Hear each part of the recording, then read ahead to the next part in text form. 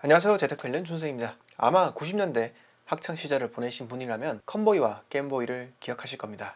게임팩이 제대로 실행되지 않으면 바람을 후후 불면서 먼지를 털어내던 그 시절이 엊그제 같습니다. 그러다 2000년대 들어서서 플레이스테이션이 유행하게 되었고 PC게임의 발달로 인해 이러한 고전 콘솔 게임은 역사 속으로 사라지게 되었습니다. 그런데 2020년 코로나 사태가 터지고 나서 과거의 콘솔 게임이 다시 재조명받게 됩니다. 일본 게임 업체 닌텐도의 콘솔 게임인 닌텐도 스위치의 올 2분기 한국 판매량이 전년 대비 2배나 뛰었다는 건데요. 닌텐도는 한국뿐만 아니라 일본과 북미에서도 품귀 현상을 발생시키면서 그동안 스마트폰 모바일 게임에 밀렸던 콘솔 게임의 부활을 암시하면서 코로나 사태로 인해 사회 전반에 박혀버린 기존의 고정관념들이 급박스러운 변화를 하고 있음을 잘 알 수 있기도 합니다. 국내에 반일 감정으로 유니클로 등 일본 불매 운동이 일어난 지 불과 얼마 되지도 않았는데, 이렇게나 일본 콘솔 게임이 국내에서 판매량 신고가를 찍는 것으로 보아서는 이제 대한민국에서 기존 관념에 사로잡힌 사고방식을 계속 유지하다간 트렌드에 제때 편승하지 못해 순식간에 뒤처질 것만 같은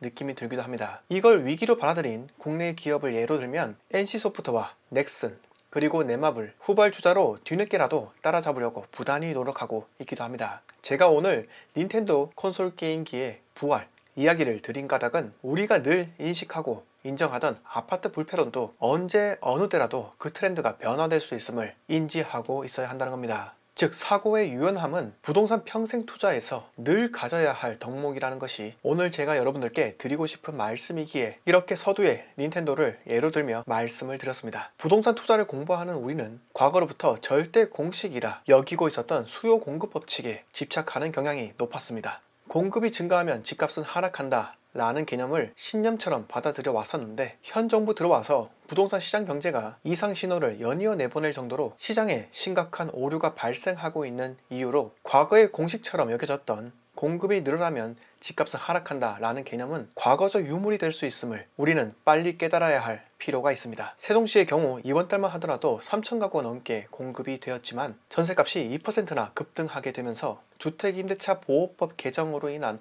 후유증을 연신 드러내고 있습니다. 이러한 세종시의 상황과 비교한다면 6대 광역시 전세값 변동은 정말 양호한 편이다 라고 판단되기도 합니다. 울산 0.41%, 대전 0.23%, 대구 0.13%, 부산 0.1%, 지방광역시는 전세가 강세가 보이곤 있긴 하지만 세종특별자치시에 비해서는 정말 애교 수준일 뿐이라 보이고요. 이렇게 임대차 3법 이후 매물이 점점 줄어들면서 소위 미친 전세값이라고 불리며 전세를 구해야만 하는 임차인들은 극심한 정신적 스트레스에 시달리고 있습니다. 8월 한 달 서울 전월세 거래량은 8,200건에 불과하여 2011년 통계 작성 이후 최저치라 합니다. 재건축 실거주 요건 강화, 전월세 상한제 및 계약 갱신 청구권, 법안 시행으로 전세 매물 잠김 현상이 심화된 것입니다. 제가 몇 번이나 말씀드려도 믿지 않으신 분들이 많으신데 도대체 어느 나라에서 살고 계신지 의문입니다. 저는 전국 주요 지역 아파트의 실거래가 알림을 주기적으로 받아보고 있습니다. 그런데 요새 들어 올전세 거래보다는 반전세 거래 신고가 두드러지게 증가하고 있다는 느낌을 받기도 한데요.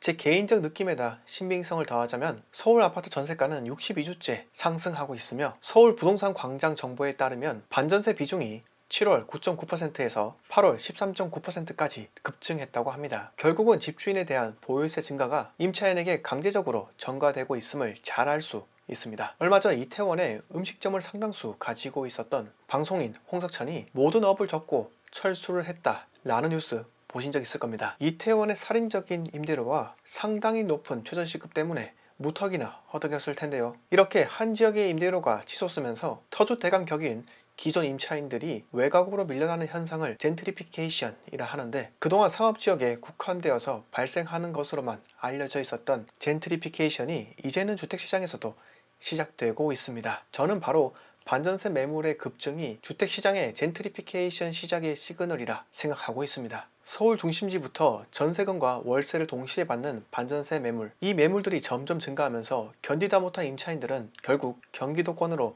빠져나가게 될 텐데, 이렇게 경기도권으로 빠져나가는 인구가 점점 증가하게 된다면 경기도권 전세가 상승뿐만 아니라 서울과 경기도를 잇는 대중교통, 정체현상, 가중 등 사회적 순손실 역시 증가할 것이라 생각이 듭니다. 경기도 전월세 건수 역시 1만 1280건으로 역대 최저치를 기록하고 있고요. 하남 등 3기 신도시 일대에서는 이미 전세가가 부르는 것이 값이다 라는 말이 돌고 있다고 합니다. 결국 임대차 3법으로 인해 임대차 시장에 젠트리피케이션이라는 현상이 발생되기 시작했다고 보이는데, 우리의 국토부 장관님께서는 서울 집값 하락 안정세라며 어디에서나 당당히 이야기를 하고 계시니, 아니 임대차 시장의 위기 신호가 사방팔방에서 들려오고 있는 현재 그 신호가 과연 국민들 귀에만 들리고 있는 건 아닌지 의문이 들기도 합니다. 경제학계에서는 한 도시를 완벽하게 파괴하는 가장 확실한 방법은 물리적인 충격을 가하는 외부 폭격이 아니라 임대료 통제라는 말이 유명합니다. 약 100년 전 오스트리아